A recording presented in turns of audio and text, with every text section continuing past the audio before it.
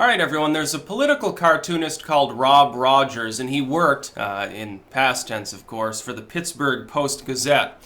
He made some Trump cartoons, some cartoons about, basically fuck Trump and stuff like that. He got fired for it. And in order not to be a hypocrite, I'm condemning it. I think that political cartoons should be off limits for censorship the same way that I think that political analysis online should be. Nobody should ever get deplatformed and it doesn't matter how edgy it is, it doesn't matter if it offends you, it doesn't matter who it's about. Now, I know the natural reaction, like yesterday, when I was on Happy Homelands, it was pointed out by Tina there, well, basically some people have said that the right wing, or I would say the anti-left generally, should stay, have the moral high ground and not stoop to the tactics of the left. But then she sort of said, well, eventually we have to because, the strong will survive. I actually don't think so. I think that the right thing to do with the censorious people of society, it's not just the left, it's just authoritarians, let's face it. With censorious people, when they try to deplatform others, point out how stupid and hypocritical it is and shame them. Don't stoop to their tactics of trying to get them deplatformed, just point out the hypocrites that they are. And they usually are. People who want to ban others, deplatform in a fiscal manner, punch a Nazi, whatever, typically when that behavior comes back to roost, they get all weird about it and they're like, oh my god, I love censorship, but I didn't mean to censor me, and then they suffer for it.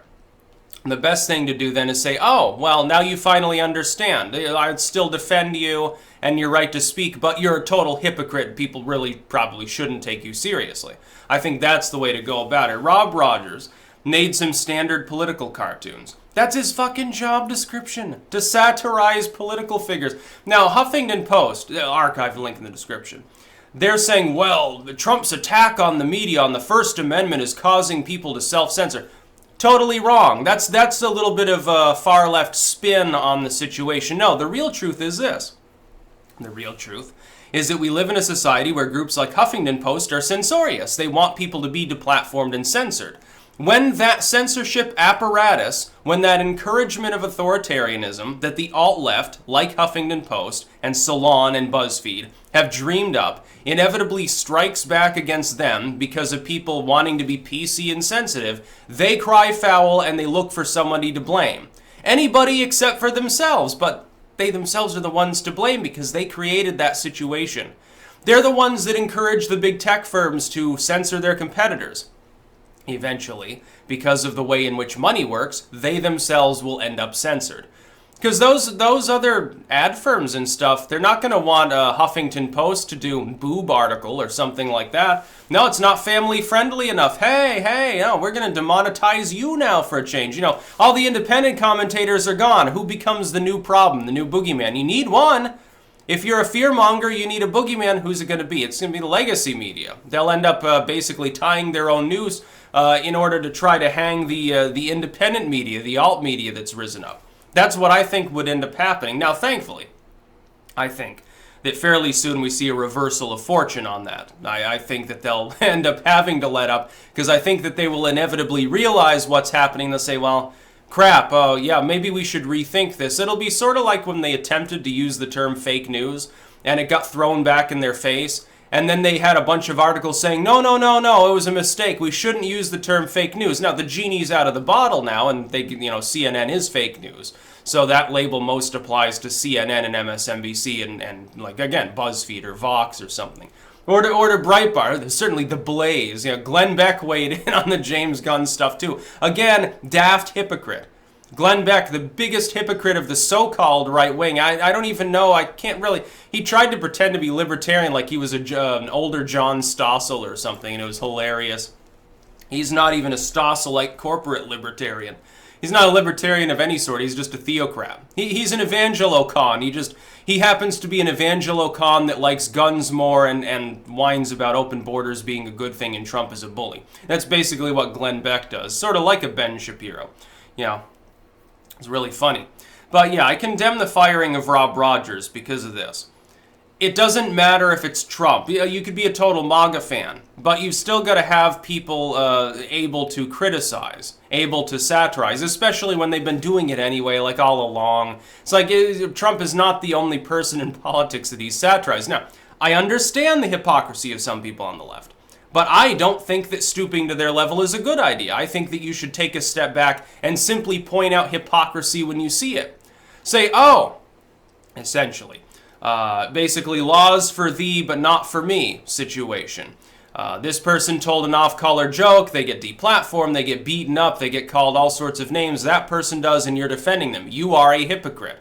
But don't actually attempt to deplatform the person. You should still, in the next breath, defend them. That's what I would do for anyone.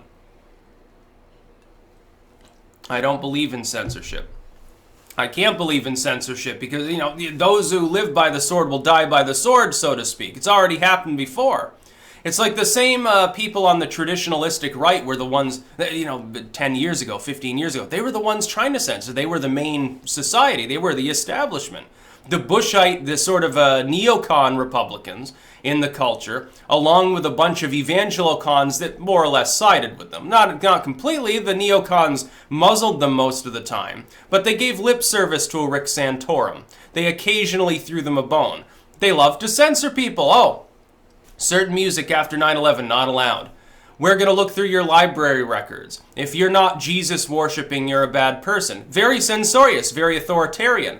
Now all of a sudden these people appeal to libertarianism, but the thing is, it'll go back in the other direction if you're not careful. That's what I seek to avoid. Otherwise, I'm going to have to fucking put a nail on my forehead, say, hey, I'm a liberal again now because, now the left are the ones pretending to love liberty again.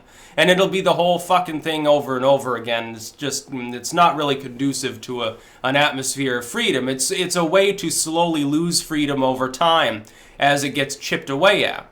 Well, that doesn't sound like a good time to me. No, I think the United States should be the most libertarian of nations. I've got an idea. We should look around the world, and for every legal situation, we should find the country that's functioning that is the most libertarian, the most limited government and constitutionalist on that issue, and adopt their ways. That way we'll have as monarchist a society as possible without anyone being able to reasonably conjecture that it will collapse society, because clearly there's already a society that's stable that was using that form of monarchism. So we should keep our very lax gun laws and make them more lax, I would say. We should adopt, the laissez-faire attitude of the Swiss on certain issues, and so on and so on forth. I think it's a wonderful idea. I think we should have a much more limited government. I don't believe in corporate censorship, and this is censorship by the legacy media. What this shows, ultimately, it's not an attack on the press. It's the legacy media are cowards. Like, the legacy media is always saying, well, we'll ask the hard-hitting questions, we'll keep government accountable, and yet they're firing someone for criticizing Trump a little bit. And this is the Pittsburgh Gazette. Look, Pittsburgh. Do you honestly think that that's a deep red area? No, of course not. That doesn't make any sense at all. Like, Pennsylvania itself was a deep blue state until the last election. Even then didn't go red by much. Pittsburgh is not a red city. It's an urban enclave. It's a blue zone within a state that's, leans towards being red. It's sort of like New York. New York City is deep blue. Upstate New York is deep red. Ultimately, though, New York is blue because New York City has more people in it than upstate New York. There you go. There's a fucking answer. So no. The Huffington Post is completely wrong. This is just an instance of censorship. And it should be condemned. Now, apparently he's got, the Corcoran, he's got all of his cartoonistry up. So, in trying to suppress him, you've made him 10 times more famous, because now he's going to get written up about. And he's going to get interviewed. And people like me are going to talk about him, because the Pittsburgh Post-Gazette probably won't. They'll hush it up and not want to talk about it, keep it in the closet as a dirty secret. Whoops. Then remember that time we fired a hard-hitting political cartoonist because we were worried about some ma-and-pa people getting offended? Well, the alt media wasn't afraid, so, fuck them, basically. That's about all. Peace out.